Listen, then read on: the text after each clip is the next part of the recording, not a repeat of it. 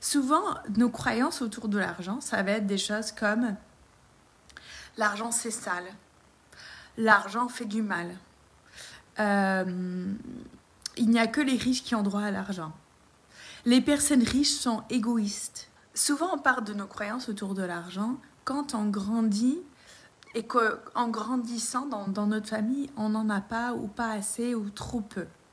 Donc, dans ce cas-là, souvent, des personnes, quand on grandit comme ça, en manquant d'argent des petits, souvent, on va parler des croyances de l'argent parce que c'est très clair que ce que j'ai vécu enfant et les croyances que ça crée pour moi viennent impacter ma relation avec l'argent.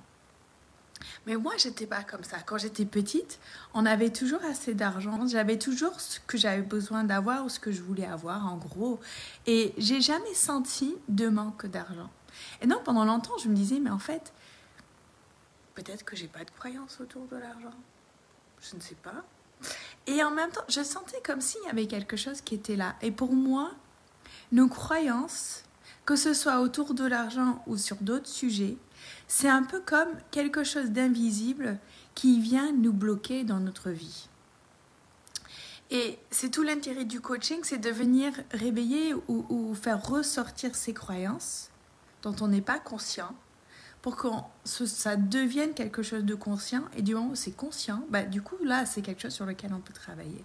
Donc, c'est réveiller la croyance, ensuite travailler sur la croyance pour la transformer, pour qu'au lieu qu'elle nous bloque notre vie, pour qu'elle nous libère et qu'elle nous permette d'avancer. Comme elle ne nous bloque plus, du coup, on peut avancer vers ce qu'on veut avoir dans notre vie.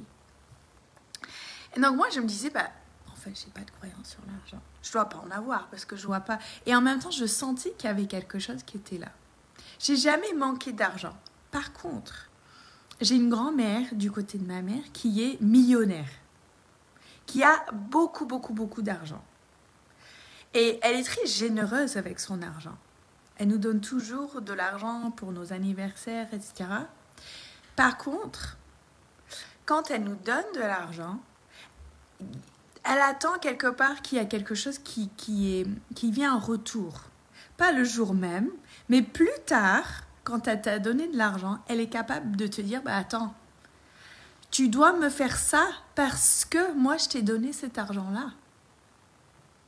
Et elle ne te le dit pas aussi clairement. C'est toujours quelque chose de très subtil, de quelque chose de très, très non dit. Je me suis rendu compte que parce qu'elle fait ça avec l'argent, du coup, j'avais la croyance que les personnes qui ont beaucoup d'argent vont s'en servir contre nous. Les personnes qui ont beaucoup d'argent vont s'en servir pour me faire du mal ou pour nous faire du mal. Et quand, du coup, cette croyance est devenue consciente, je me suis dit, oui, mais si moi, dans mon business, je veux réussir, si moi, dans mon business, je veux gagner de l'argent, comment je peux gagner beaucoup d'argent? Si pour moi, dans ma tête, quelqu'un qui gagne beaucoup d'argent, c'est quelqu'un qui s'en sert pour le mal. Si moi j'ai beaucoup d'argent et que pour moi les gens qui ont beaucoup d'argent font du mal aux autres autour d'eux et se servent de l'argent pour faire du mal, inconsciemment dans ma tête je vais me protéger de ça et je vais m'assurer en fait de ne jamais gagner beaucoup d'argent. Et donc c'est pour ça que c'est essentiel de venir conscientiser nos croyances, que ce soit autour de l'argent ou autour d'autres choses dans notre vie. Et c'est parce que cette croyance est devenue consciente que du coup aujourd'hui, j'ai de quoi travailler dessus. J'ai de quoi transformer cette croyance pour qu'elle soit plus une croyance qui me limite et qui me bloque dans ma vie, mais pour que je la transforme et que ça devienne une croyance qui me libère.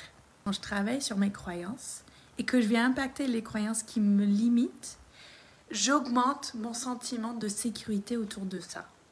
Et plus j'augmente mon sentiment de sécurité, plus je vais venir dans l'abondance.